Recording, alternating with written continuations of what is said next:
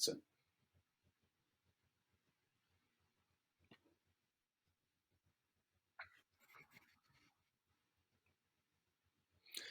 Hi, everyone. Welcome to this next event in an ongoing series that's sponsored by Creative BC and Music BC, where we're having discussions about diversity, equity, and inclusion in the music scene. My name is Ian Cromwell. I am the host and curator of Locals Lounge, a Vancouver-based organization. And what we do at Locals Lounge is really, it's about connecting audience members to the musicians, connecting musicians to each other, and just building more social interaction into the music scene in Vancouver.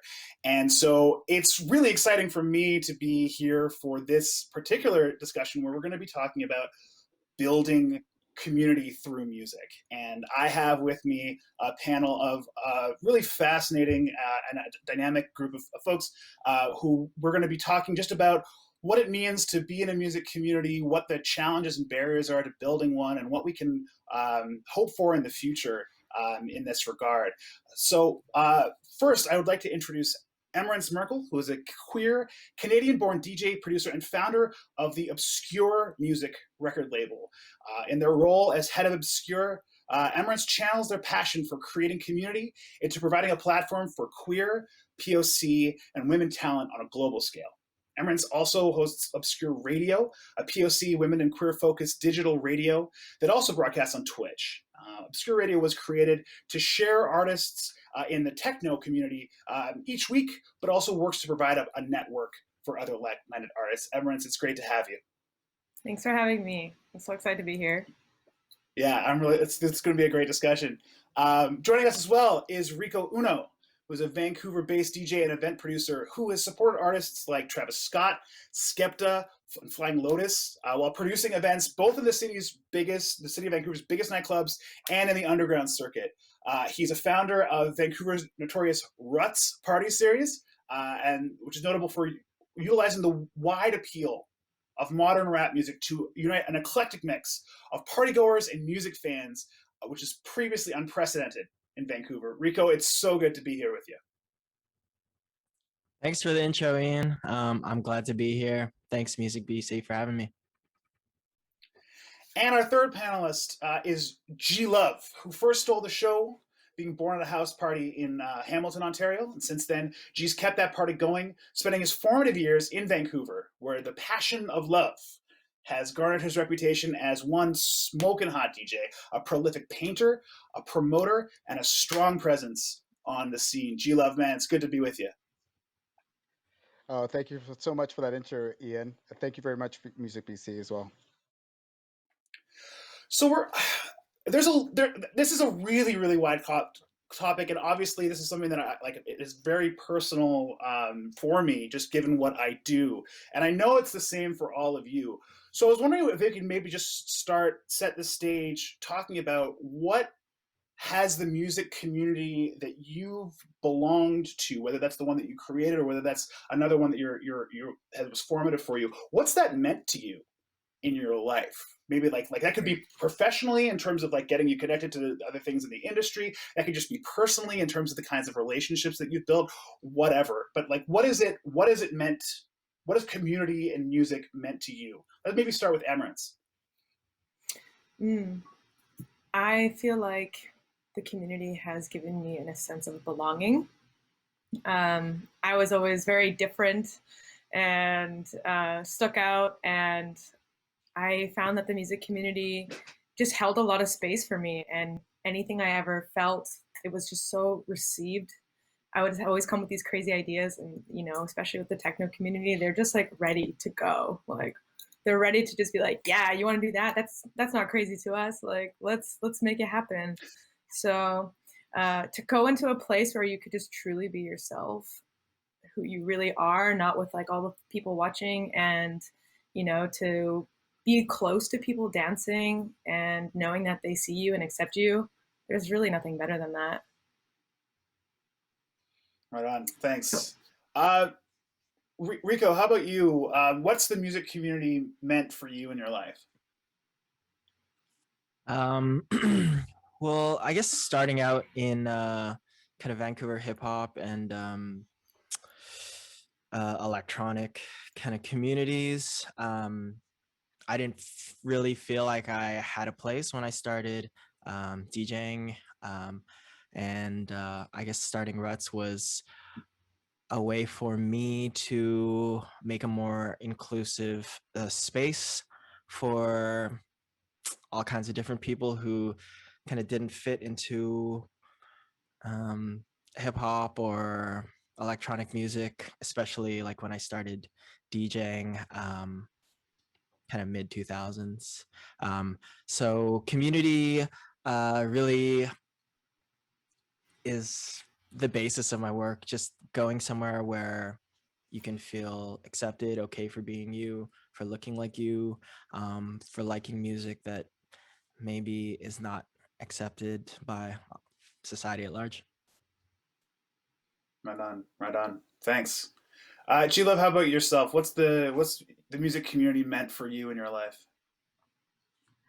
Uh, oh God, it's meant so much. It's given me a space to be creative, be amongst the same likenesses around people, uh, to feel support. I felt like if I didn't have a music or just the people that you see every night that you kind of show up at the venue, uh, then then you would feel kind of lost. It actually gave me some ground to connect and to be, as the rest of the panelists have said, to be yourself.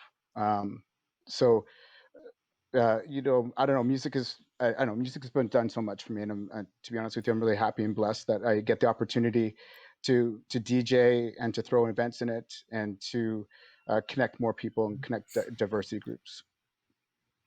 It's interesting that all three of you like touched immediately on that sense of belonging and like that being the central thing that drives it. Because I think there is some some perhaps misperception that being involved in the music community is more about like competing with other musicians or trying to climb a certain ladder so that you can be the alpha or whatever it is. And it's really nice to hear that your experience has been similar to mine, which is that it's about being with others rather than being in competition with others. Am I making sense? Am I saying things that resonate with you? Totally. Because that's been the best. I agree That was 100. Yeah. Please, that cheers factor of just like going where everybody knows your name was really what like got me doing Locals Lounge. Is that same thing of like being able to walk into a venue and see the people that and not feeling quite so anonymous.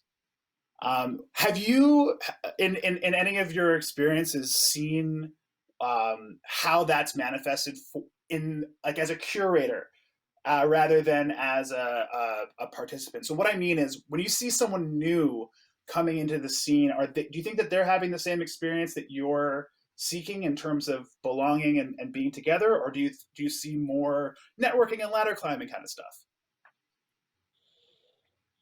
Both. Okay. I think there's people who are.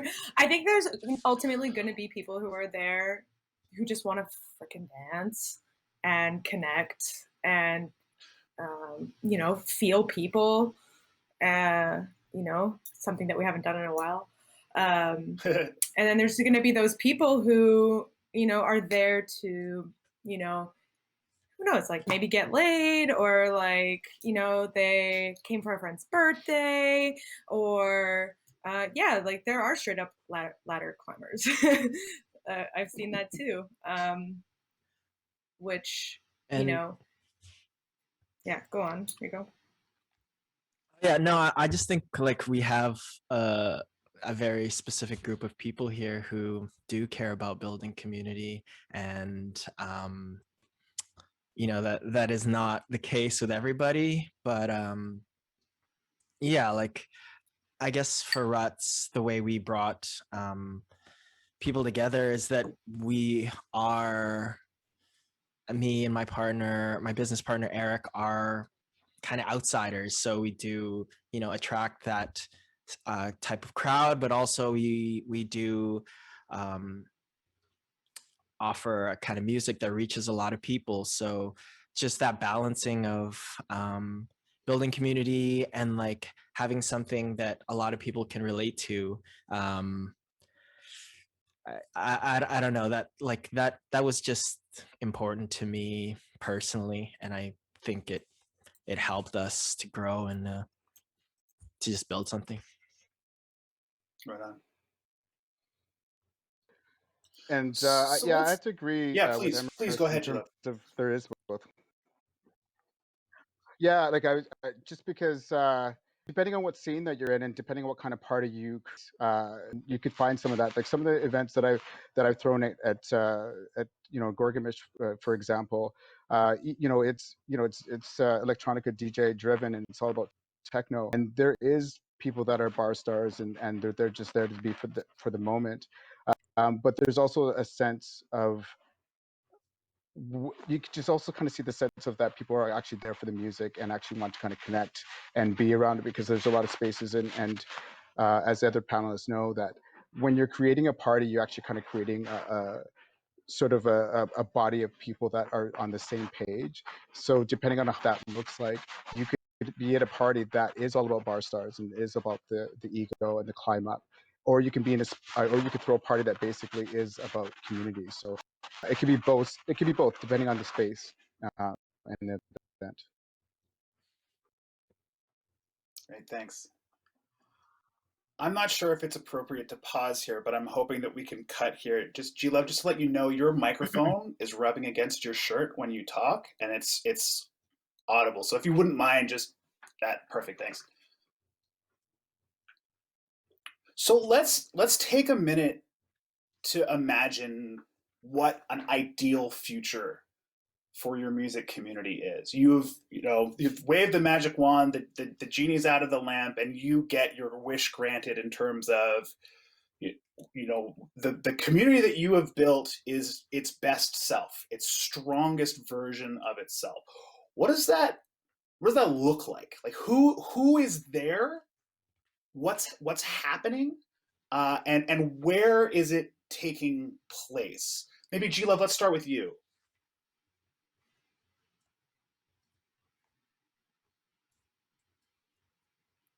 Who is perhaps frozen? For Oh, me, there we go. it's probably to see a lot more people of color being in Vancouver. Oh, sorry. I would see a lot more people of color in the scene. Would be what I like to see ideally. Just sort of a mix of queer, gay, straight. Um, just for that would be ideal. Sorry. And also what I was sort of thinking too as well is that something that provides an experience around art that's very visual too as well, and in a space like you can kind of be multifaceted. Okay. Are there like specific spaces that you're thinking of, or do we need to be creating new spaces for the kind of thing that you want to be doing? Well, some of the spaces that I'm visualizing more than anything is 560. I've done a lot of events through there through Culture Days, and for me, that venue is multi-purpose. You can have, anything from the arts, performance arts. You can have digital, visual. You can have DJ, and I just sort of feel like if there was a lot more spaces where you can do an art gallery, where you can do live, where you can do DJ, I would be beneficial for the community at large. Awesome, thanks. One of the best nights out I've ever had in Vancouver was at 560, so I'm right there with you. Emerencz, how about you? What is the ideal version of your community look like? Who's there? What's happening? And where is it? God, I have so many ideas. I'm like totally always in the air. So let me just like try to cut this down. Okay. So Okay. I've been talking about this for a while, but I would really love to see the idea of like a festival passport in the city that would have every club participating and people can buy entry levels of passports if they want to participate in the whole thing, and then they could just kind of bike around to each thing in the city, and then therefore we could learn about the venues, we could learn about what kind of music we're into. Yeah, I would really love to see that. And as a queer person in the techno scene, all of the things being online right now, I've been able to connect with so many different people through Twitch and Zoom even. And I would love to do a PNW queer festival with a bunch of people from Seattle and Portland. I was living in Portland prior to this. So yeah, I just want to throw bigger festivals, bringing all people in, you know? It sounds like you got a lot out of what was happening online. We're going to put a pin in that because I want to come back to that. But are you envisioning something that is in person and online, or are you envisioning something that is making space, but about physical gathering? Both, yeah. So it would be a physical gathering, but also would be available on Zoom. And now we just realize how accessible things can truly be, you know? So, yeah. Great, cool. Rico, what is the ideal future for the music community? What does it look like? Who's there? What's happening? And where is it? To be honest, we were getting pretty close of what we wanted to see just before the pandemic. We started throwing this party called RUTS World. It was at Gigi's garage. It was like a warehouse party. We had a cannabis sponsor who was in there. We were giving away free cannabis at a venue where you could do that and smoke, and there were Korean rappers. There were we turned this van. We cut out the roof off a van to turn it into a DJ booth. But yeah, like the visual aspect too. We had like a video game corner, like a place for people who aren't drinking, aren't partying, to just kind of have a space too. We've also, during quarantine, have started looking into 360 video. So maybe one day we can kind of post maybe an hour or two of our parties online, and people can kind of walk around and see whatever angle of the event that they want. Yeah, just having like a more visual kind of aspect, like just bring the visual arts into it. We're doing a lot more things with projections as well, and centered on people of color in Vancouver who don't usually have spaces, and doing what we want. Yeah, I mean, I love that more than it hurts my feelings that you didn't invite me, but that's fine. I get it. It's pretty unpleasant. So that's okay. We'll just move past that. We'll be back. No, You're the guest of honor. Sweet. Can't wait. I will be there. I will, unlike the van though, I will keep my top on if that's okay. Just because that's how I feel most comfortable showing up to things. No judgments if not, whatever you want, Fair, whatever you want to do. I appreciate that. That's very kind. That's very kind.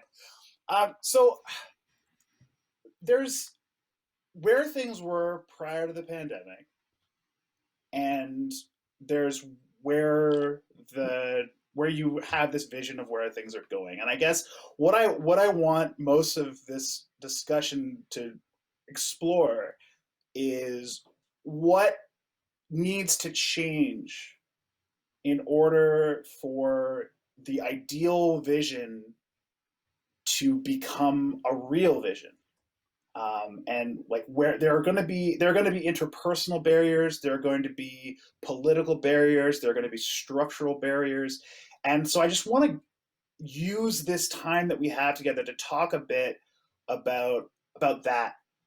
So maybe I'll start with you, Rico, because you said that you were getting pretty close to the version of RUTS that was, fully executed, fully realized.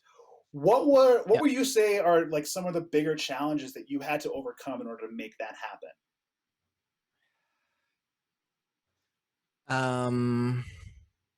I mean, definitely funding is a really big aspect of obstacles that will hold kind of people back from visions of events or parties that they would like to do. The way that RUTS has kind of built up, we've always had to have someone's kind of bottom line in mind. Like the venues or clubs that we worked at, the way we built trust is by like, oh yeah, see, we can make you money too, but and still kind of do what we want. If that factor wasn't as important, I think you know, if we could find funding from somewhere else, I think the possibilities are kind of endless. You know, like bar sales is like a it's like a big worry, or like it's a big factor when you're like deciding what to do with a community Mm. event, and I don't think it should be tied to that so much. I understand the practicality of it, but I don't know, like it's an obstacle, and you know, like it took me a long time to build this, like building relationships with club owners or other promoters. I can see how someone who is talented, especially person of color, queer, may have barriers to um, just being in the right places and meeting the right people. There's, you know, there's that ladder climbing aspect to it that I don't Mm-hmm. like, but I've had to play that game to Mm-hmm. foster the kind of community that I wanted to see. So I don't know. Anyone else want to jump in on that idea of the like tension with commerce and venues and how you've like overcome or worked within that? Yeah. Go ahead, Emers. Um, I think the bigger issue that we have as techno ravers is the clubs are always closing. Like 2019, we lost 3 of our biggest clubs in the city, you know, and not only that, these are places where I would argue there's just like no rules, no, the people can just be themselves, you know. And so what ends up happening is those places close and people are left to their own devices to try and throw a party with these bigger places like Blueprint, you know, or like trying to collaborate with these bigger industry folks. And like without money, it's really, really hard. Or like without those connections, it's extremely hard. And if you just come in, you know, just be like, hey, I just want to throw a party, and they don't know who you are, chances are they're probably not going to let you, you know. And if you're less established, more marginalized, there are way more barriers with getting out of that space of like, yeah, we can put on parties anytime in like our garage and stuff, but like if we really want to put on parties in like a space, like it's quite challenging to get there. If you're just somebody who has an idea and wants to put on a party, you know, if you're not established, it makes it quite difficult. Yeah, which is interesting that you said that, Emers, because one of the things that I think is really important is that venues should have a budget for talent. Venues should be seeking out people that come to them with ideas and support that versus the bottom line, the bar sales. You know, like Emers was saying, is that if you don't have the background or establish, like how are you going to start from the ground up? It's impossible. So if venues, if it's government funding, whatever the situation is, wherever we need to get money to get support for artists to develop, and I think it should be all about artist development and creating community. So rather than the bottom line, because that what gets difficult in the challenges was rather than to talk about developing an idea and having it grow for years and years, it was all about how many people can you get in through the door. And if those numbers start slipping, then you start getting the talk. And how are you supposed to create and feel positive to do that when all you got in the back of your mind is this pressure of Mm-hmm. selling an idea Mm-hmm. versus it coming naturally and for it to grow. And I think if you talk to someone who runs a venue or someone who runs, one of the established event production companies, like they would say that they are probably feeling a financial pressure too, which is why they're pressuring you about the financials. And that I think, G-Luve, that thing that you said about there's just a short-term thinking that's at play and the economy of how these things work means that it's always going to be perpetuated. It's going to be sell as much as you can, as quickly as you can, or find someone else who can sell more. And so that sort of long-term thinking and long-term investment is really crucial. So where does that come from? Who does that? Is that government? Is that private sector? Is that the community itself? Like, where does that, like, how do we change the model? While everyone was yeah, exactly. Everyone Like goes at the more same time. government funding. I was thinking while everyone else was talking, is like, imagine we had like a government funded venue with different rooms and people could apply or whatever, and you can do a smaller scale party and build, your little community up through in this like 80-person room. And you know what I mean? Like that's what you could bring to the other venues. It's like I had this kind of, like you have a photographer or something, like if even that was government funded, it is just like, this is like your digital resume or whatever it is, like just that foot in the door would, I can't even imagine the talent that would come out of Vancouver with something like something provided to people like that. I don't know. I'm getting excited thinking about it. I agree. It was funny because when Locals Lounge started, we got really, really lucky. That I was approached by a Granville bar that's now closed, Emerencz, to your point, and it was basically, we have a budget, we have no interest in micromanaging you. You can kind of just put on whatever show you want here.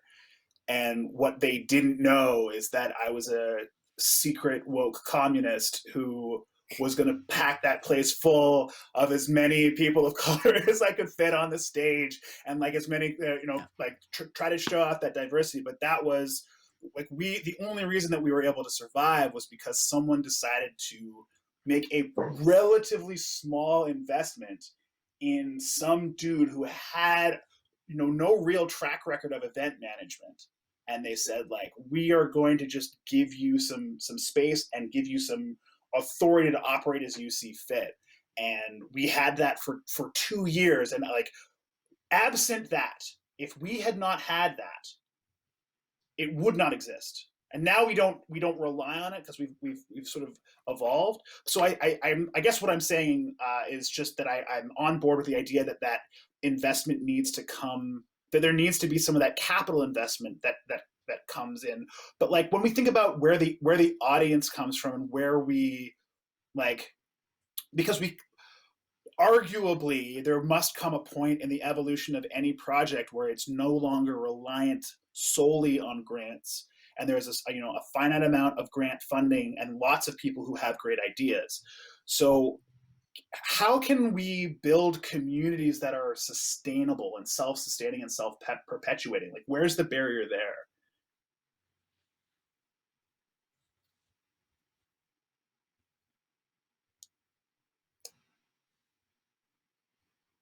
I think this got very economical very fast. Yeah. Almost. I think like anything though, there's got to be like a framework, like I even, I work in the downtown east side in Vancouver, and something I'm seeing every day down there is like, there's a lack of network for everybody. Things aren't sustainable because there's so much pressure on few people to put on parties, and then these other people feel it's inaccessible. So I don't know. It's like, how can we make it accessible for everyone? Okay, well, we teach them. We teach them that this is possible. We hire people. We hire people in our communities to be a part of it. Maybe even if they're just like costume designer, or like, you know, we could give more roles to people in our community if we have the money to teach them what it's about, and then therefore might entice them to put on their own events. Because at least for me, like, I started putting on events because no one was doing it.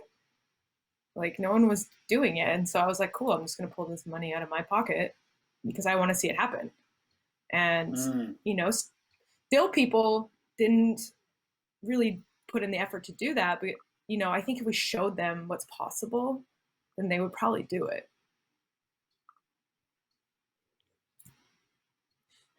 I agree on building the framework and sort of like a mentorship and a career path. Like right now, when you think about you know, people of color and how, you know, am I going to draw people of color to events, and how am I going to encourage people to sort of do their own? And that's kind of like in the back of my mind, thinking about stuff moving forward. And from to share my steps, if it's panels like this, or if it's a workshop that we could provide and put it out to the public to say, hey, look, we're looking for ideas, we're looking for um, you know, what do we need for spaces to make that happen? We've got so much uh, like empty spaces that we could be taking advantage of. Robson Street is basically a gas town, you know, like not a gas town, but basically a ghost town. Uh, you know, and so what are we doing to kind of take you know, spaces like pop-ups, like, so, you know, again, I feel like, do we talk to corporate companies? Do we talk to government? Like, we just need to have some type of brainstorming or some type of like workshop so that we can gather ideas and hear from the public. If they had these spaces and these options, would they feel comfortable doing that, and would they move forward and creating space? I'm gonna have to double down on that, G-Luve, and like that the mentorship thing I think is really like such a great idea, and something I really think is lacking, even just like personally kind of coming up, just having to find our way. You know, luckily I did have say G-Man from G-Man and Risk, who kind of took me under his wing pretty early. And if it wasn't for him, you know, I wouldn't have had these opportunities. But that, you know, like that stops at a certain place, and then it's like, how do I keep building this community that I want to see without relying on like club owners, basically?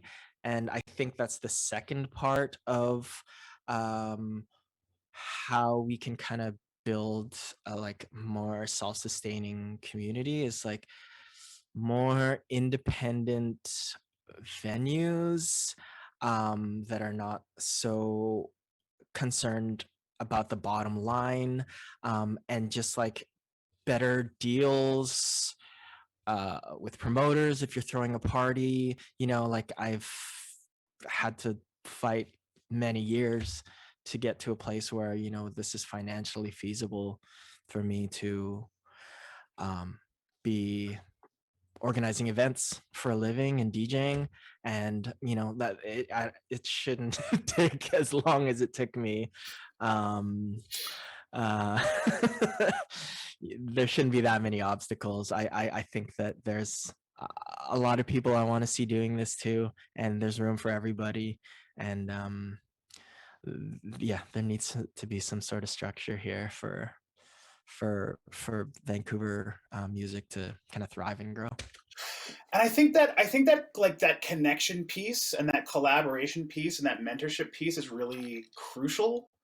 And I guess I'm really interested to hear, because Emerencz, you mentioned in your comments that, you know, sometimes it's a small number of people who are relied on to do a lot, but then at the Totally. same time, we do need to learn from each other and get mutual support, which means that we are going to be relying on each other for a lot. So like, how can that kind of peer-to-peer, organizer-to-organizer stuff be made easier and more, I don't want to use the word productive, but I'm going to use the word productive.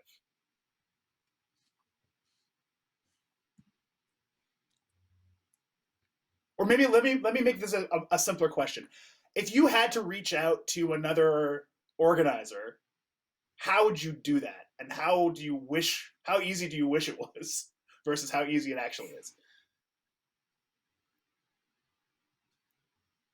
That's a good point. I mean, if there was I'm going to go old school. If there was like a phone book or something, you know, I don't know, like I don't know, like a section for promoters and culture creators that you can just Google search, and there would be that you can find people to kind of reach out to. Because right now, if you're not on social media, if you're not on Facebook, and you're literally coming out of the closet, like you're right, like where would you find this? And I sort of find that right now there isn't really a resource center or a hub that you can go to and find this resource anywhere.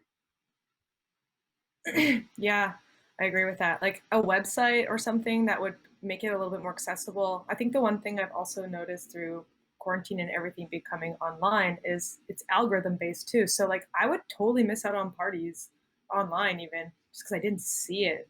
And that's someone who's in the circle. You know what I mean? So imagine people who just like don't ever get that experience, or like anyone, like they don't have to follow anybody who's in that scene. Then it's nearly impossible to find parties. So yeah, I think a website is a really great idea.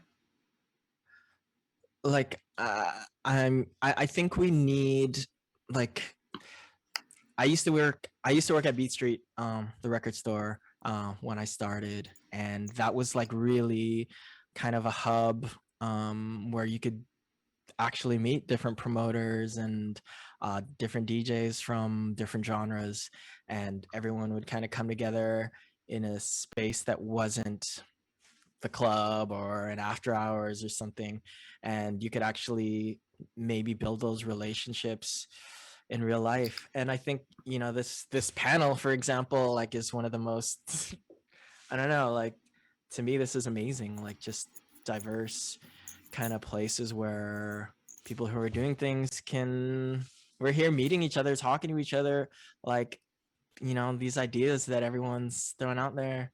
Man, I'm stoked. Like this is the first step or whatever.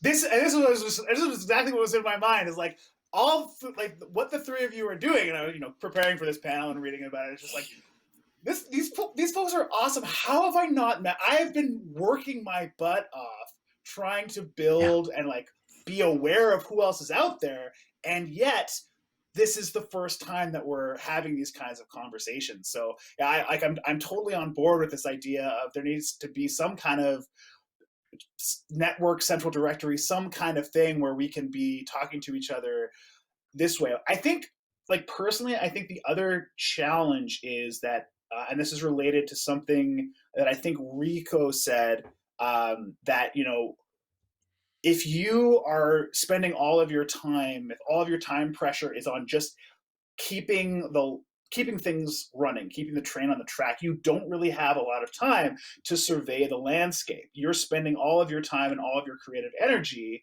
just making sure that you can get through the next day. And I think that once, I assume and I hope that once that pressure gets relaxed and once we have a little bit more space to, you know, build and to think without having to be sort of focused on what's 5 feet in front of us, that we will be able to see each other in the way that we'd like to be seen. So I'm super excited to be having this conversation.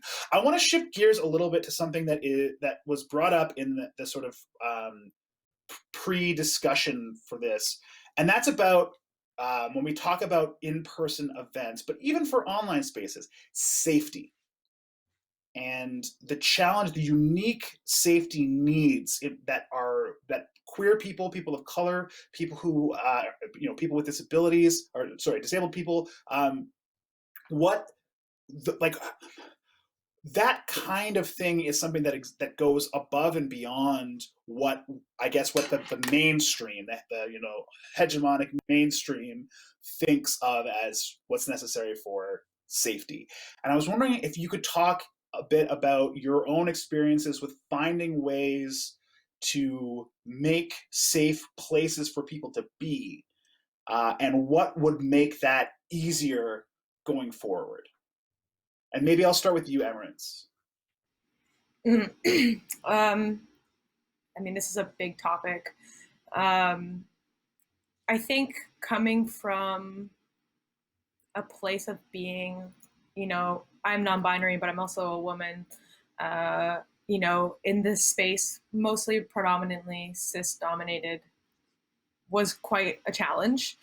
And I think that there needs to be more listening and taking people seriously when they have concerns.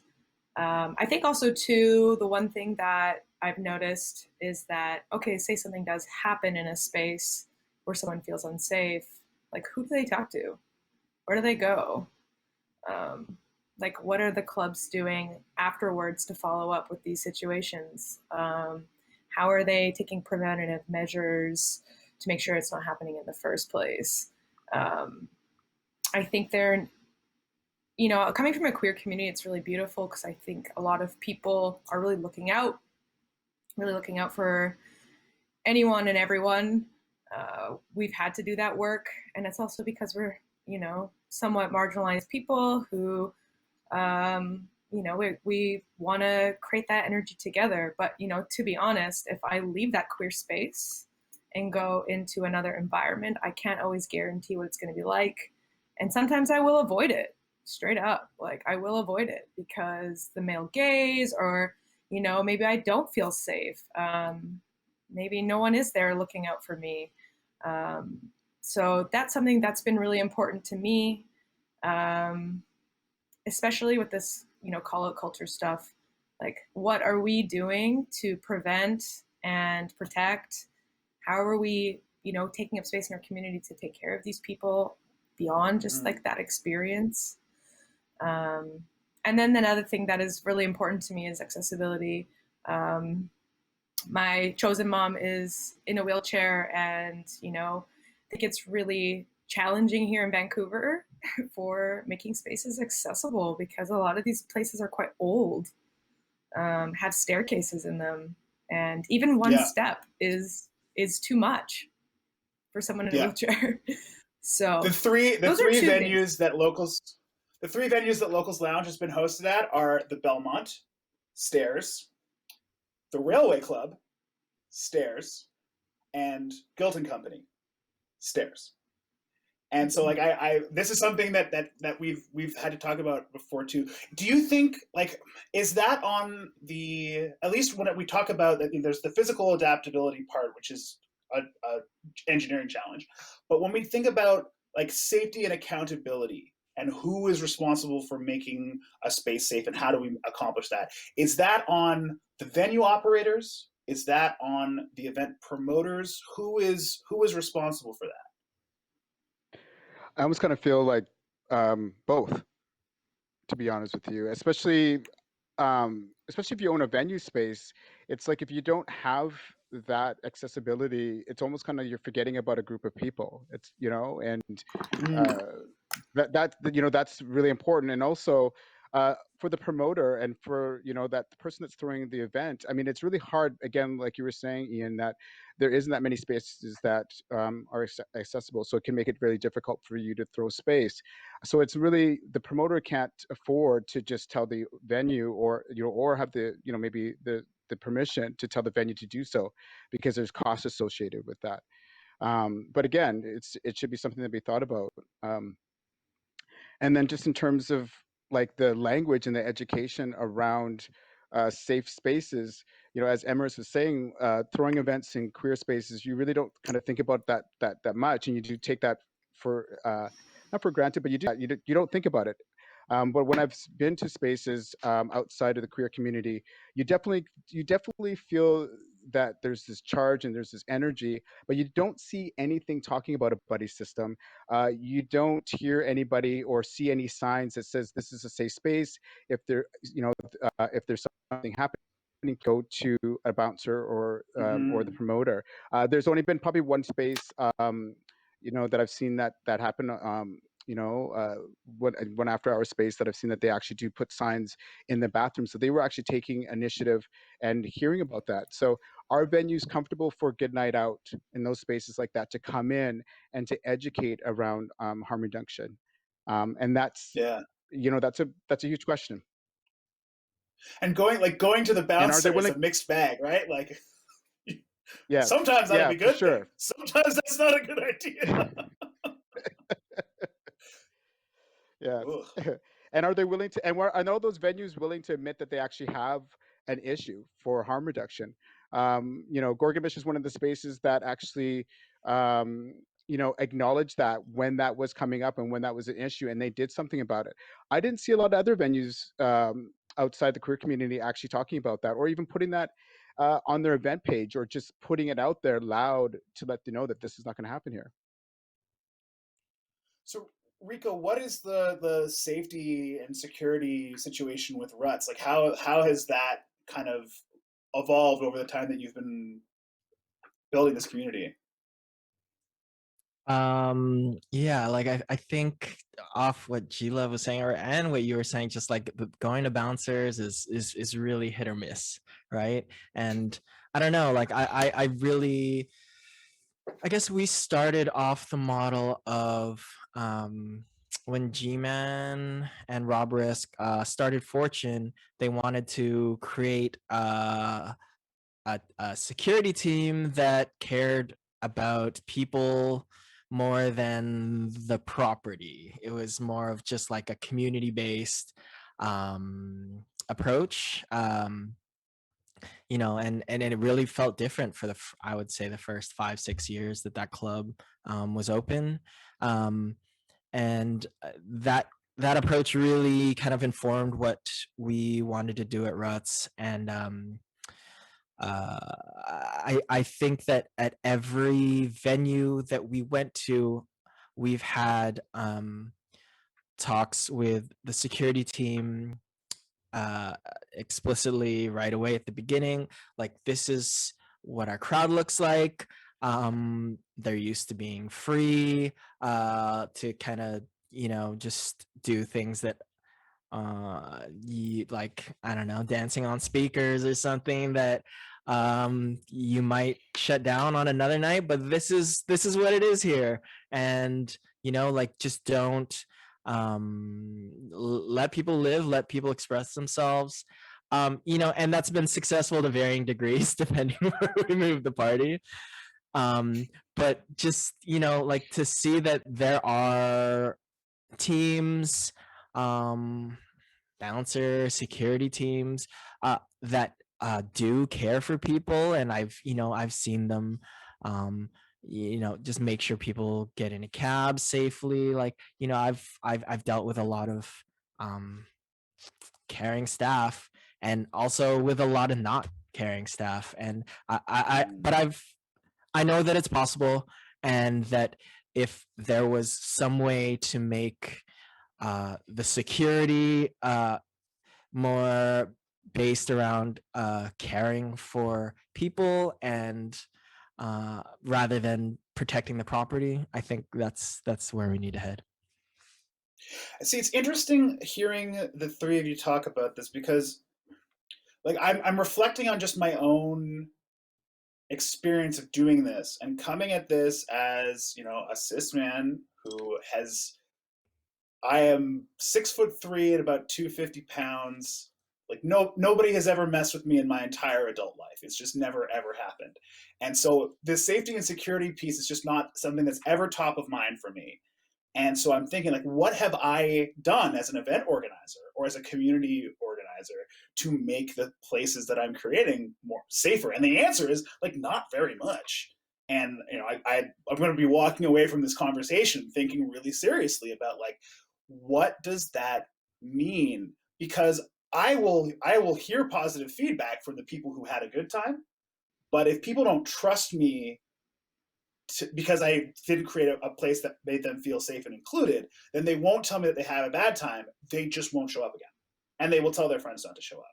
So how, I guess, this leads into the next question is like, how do we stay in touch with our communities? How do we understand what their needs are? Both, the artists, obviously we have to be in touch with them, but what about the non-artists, the event attendees, the audience? How do we understand their needs and adapt to what the needs of the community are?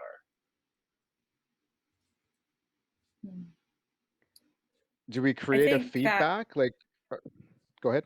Yeah, go ahead. No, go ahead. I was just thinking, like, do we create like a sort of like a feedback? Because for me personally, I've never thought about creating like maybe a page or an email address where people could sort of give us feedback if there was anything. And you're right, there isn't. Like, how are we connecting with the audience to sort of make sure that they could talk to us about this stuff? But again, I mean, a couple of the parties that I've thrown, at the Biltmore with by Felicia, that we have the host that that talks about it on the mic, but they feel comfortable. And if they leave, are they going to say something? Or because you don't want it to turn it into an ugly internet thing where people are bad mouthing the venue, but they didn't get the opportunity to actually speak to the promoter of the venue itself. Mm-hmm. Yeah, I also think it comes back to like a structure thing again, because it's like, okay, think about it this way. Think about someone who can't access a venue. Okay, so they're going to throw a party outside. It's really hard to regulate.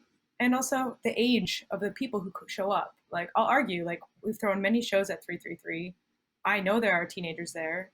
I've seen them really drunk or, in situations where we've had to, like, step in. And I think this is what I'm seeing is like, okay, there's no structure. There's no people who actually care or are in a place to look out for this kind of thing in these spaces, because the promoters are already looking to do so much. The venue's like worried about sales and, all of the other stuff. So it's just, there's, without the venues and like the secure spaces, we are left to our own devices to have to really look out for these kinds of people, especially like an outdoor rave or, something like in 333 where, they aren't really checking IDs.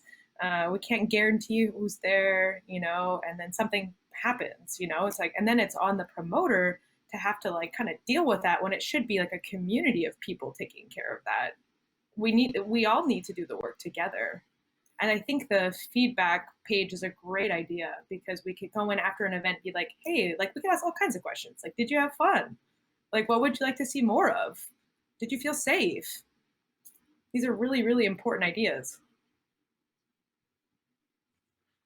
I think that, like, especially with maybe like the younger generations, Instagram is kind of serving as that sort of feedback place. Like, people will message us about any problems they may have had.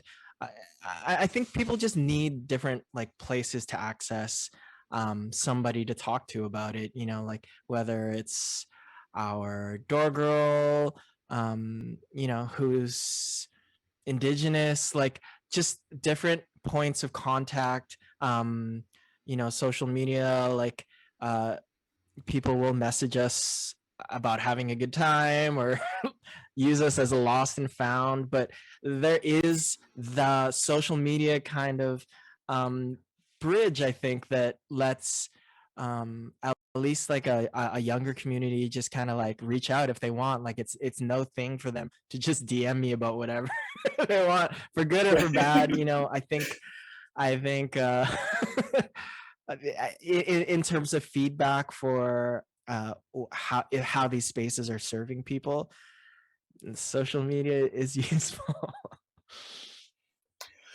That's Rico. You raise a really fascinating point in passing there when you talked about how the people who are staffing the event, if people who are attending the event see themselves reflected in the people who are staffing the event, that they will feel maybe more comfortable and willing to come forward. And that ties back, I think, interestingly, to something I even made a note about it that Emerencz said, which is, and I think G-Luve also echoed this about establishing credibility.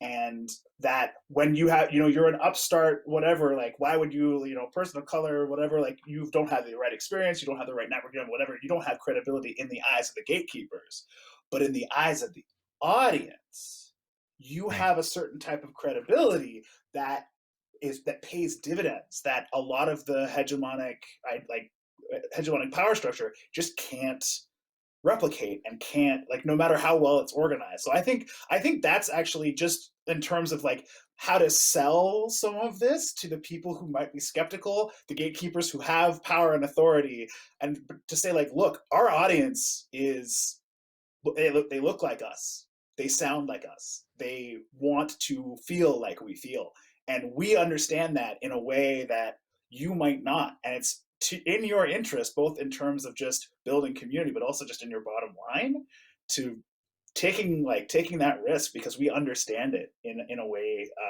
that you might not. And I think the other thing that ties back to is the importance of having these conversations with each other, so that we can learn from each other and reflect on each other's experiences and bring that into what we're doing. And I could have this conversation with you guys forever, but I can't actually have this conversation with you forever because we're getting close to our time. But here's where I want to, I guess, finish off this conversation. We're on the precipice of getting in-person gatherings back. Within the next 3 or 4 months, we might be looking at the BC government released some stats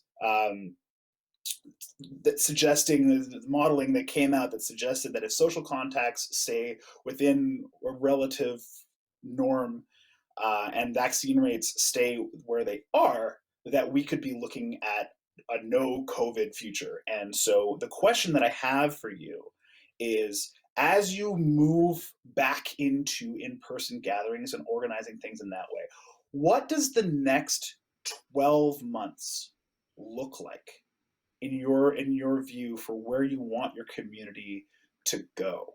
And G-Luve, I'm going to start with you. It's going to be a reset. That's what I kind of sort of look at this all as a reset. In terms of limited capacity, we now have to look at the Biltmore, which is basically a standing room, to almost creating a cabaret style and having it seated. And are we looking at temperature checks, and what's that going to look like? And then what, like, how is it how long are we going to do these steps for? So for me, I'm just sort of thinking about, like, what is making sure that everybody's trained on a protocol that we all can kind of agree at in this industry in terms of that reopening plan, because right now it doesn't seem like there isn't a plan for us.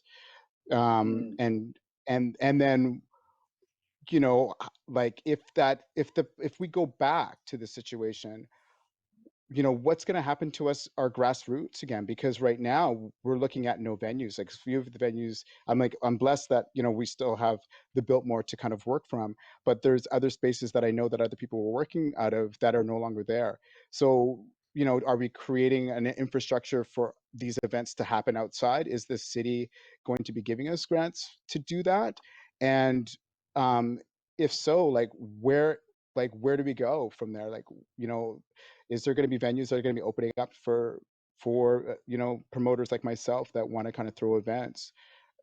So I'm kind of looking at both things. I have the Biltmore to kind of build from, but if I want to do anything outside the Biltmore, what's that going to look like? And if we go back to these things with COVID, do we have a governing body that we can kind of go to find out reasons? Just sort of kind of left cold in this, and I'm not too sure of where we're going to go with this. So but my mind is gone two different avenues. Am I throwing outdoor indoor events? Am I doing indoor for a bit? I don't know. Right now it's up in the air. Mm. Thanks. Emerencz, what do you see for the next 12 months for your community? Well, we've been pretty comfortable with Twitch and Zoom already. The radio has been digital the whole time, so it was a really easy transition for us to go into Twitch land.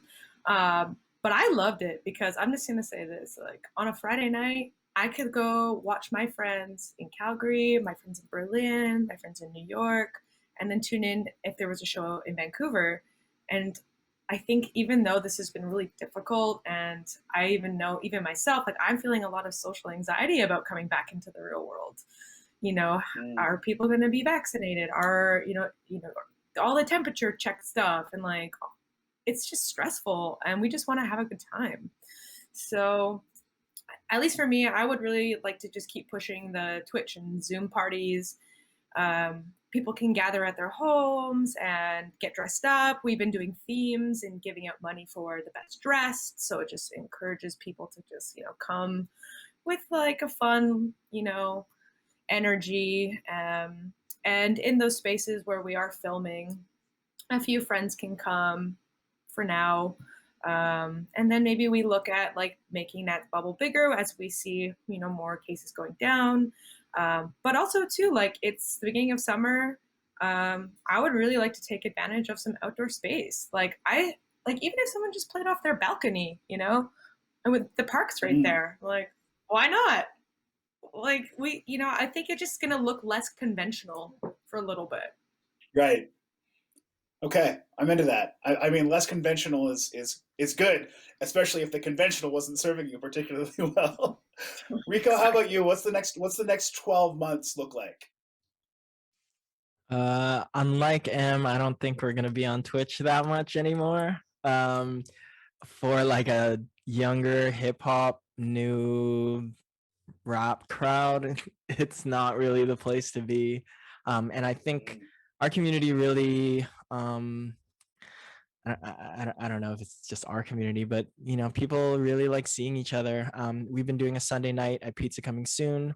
It's called Big Chill, and we're doing the opposite of a turn up party, and we're just kind of playing music for people, and people bring their little bubble, have some drinks, say hi to their friends across the room, and I think it's a lot of that kind of smaller scale stuff, building into the fall months. I think the summer we're going to be doing maybe a lot of maybe smaller gatherings of like groups of like, I don't know, 10 people, and just kind of doing our YouTube 360 video thing where people can just kind of chill out and eat some food, have some drinks. I think we're going to be using my rooftop a lot. My building has an incredible rooftop randomly. I didn't know when I moved into the building, so I lucked out. A lot of outdoor stuff, and just kind of build from there and mostly talk to people and see how they're feeling and what they want. What they want our events to look like, what they want their events to look like when things come back. Fantastic. Well, look, this has been super fun. I guarantee that this won't be the last time that we talk to each other, because I will make sure that it's not the last time we talk to each other. But for now, it's been a pleasure. Thank you so much, Emerencz, G-Luve, Rico Uno. Thank you very much for your time, for your feedback, for your generosity. I really, really appreciate it. And I want to thank Music BC for organizing this really fascinating series of discussions. I hope for our audience that you take away a few key messages, and the first being that there are people out there who care about this stuff just as much as you do. Please find us, because we're looking for you too. I think that one of the things that we really established here is that the need to be creative and adaptive in these environments is going to be a real challenge, and that by working together and by listening to each other, we can build better things and realize a better future.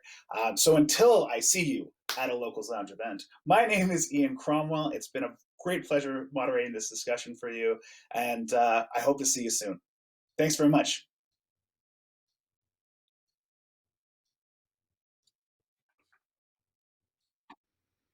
That was fun. That was awesome. That was awesome. Thank you. Damn.